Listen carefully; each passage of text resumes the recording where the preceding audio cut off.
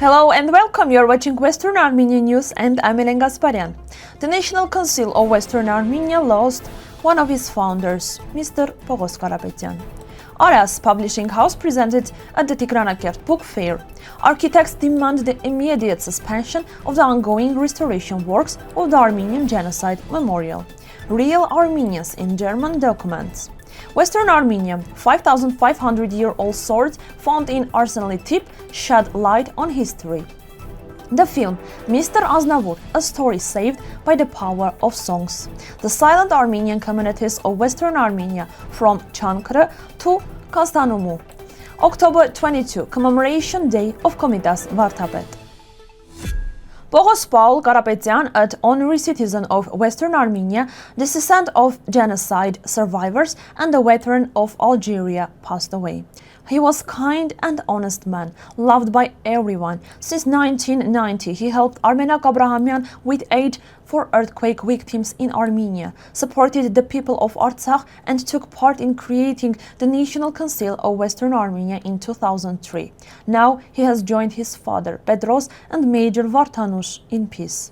On behalf of President Litya Markosyan, Nelly Harutyunyan, and Armenak Abrahamian, the National Council and government send their deep sympathy to his family and friends. The funeral will be on Tuesday, October 30, 2025, at 2:30 p.m. in St. Michael Church. On October 18, the 9th International Book Fair opened in Tigranakert, Western Armenia, at the Mesopotamia Exhibition Center. Many visitors came early in the morning. Besides selling books, there are meetings, discussions, and book signings. Aras Publishing joined again this year, showing Armenian and Turkish books about history, literature, and culture. Visitors can find them in Hall 2, stand 228.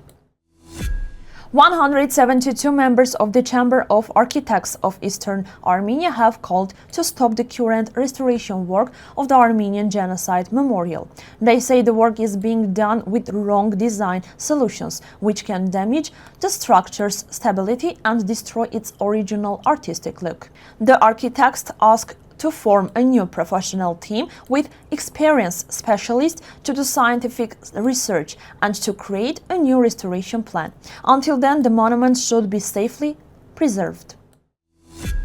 In German documents about the Armenian genocide, there is a stage phrase: followers of the Armenian Apostolic Church are called real Armenians. This discriminatory term shows how foreign successes defined Armenian identity based on religion and how that helped Turkish authorities reduce the number of Armenians in the Western Armenia and falsify population data, harming Armenian rights. In Arslantepe, near Malatya, archaeologists found the world's oldest sword, about 5,500 years old. They were discovered in 1976 at the site that is now part of UNESCO's World Heritage. 3 of them 1 meter long have silver handles. Experts say they were made from copper mixed with arsenic and decorated with silver patterns, showing the high skill of that time. 6 swords are now shown in Istanbul airport and 3 in Malatya. Exhibitions continue to reveal the ancient history of Western Armenia. The new film about Aznavour is full of beautiful music, but little history of politics. It shows his life as an artist, but almost forgets his Armenian roots and his fight for genocide recognition. The movie follows his life story, childhood, fame, troubles, and success. The songs give the film real emotion, although not perfect. Mr. Aznavour reminds us that France lost a great poet and Armenia its most beloved voice. Journalist Murat Ezer wrote about small Armenian groups still living in old towns of Western Armenia, Çankırı, Kastamonu, and Amasya. In Amasya, he met Rafael Aldinou, the last Armenian shoemaker, living in a 200-year-old house. He spoke about the old Armenian neighborhood that have almost disappeared. In Kastamonu, the journalist met Arman Aslan, who takes care of the Armenian cemetery. Today, only 32 Armenians live there, while in 1911 there were about 14,000.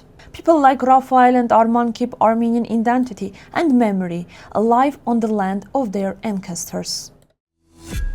On October 22, 1935, in France, the great Armenian composer Komitas Vardapet passed away.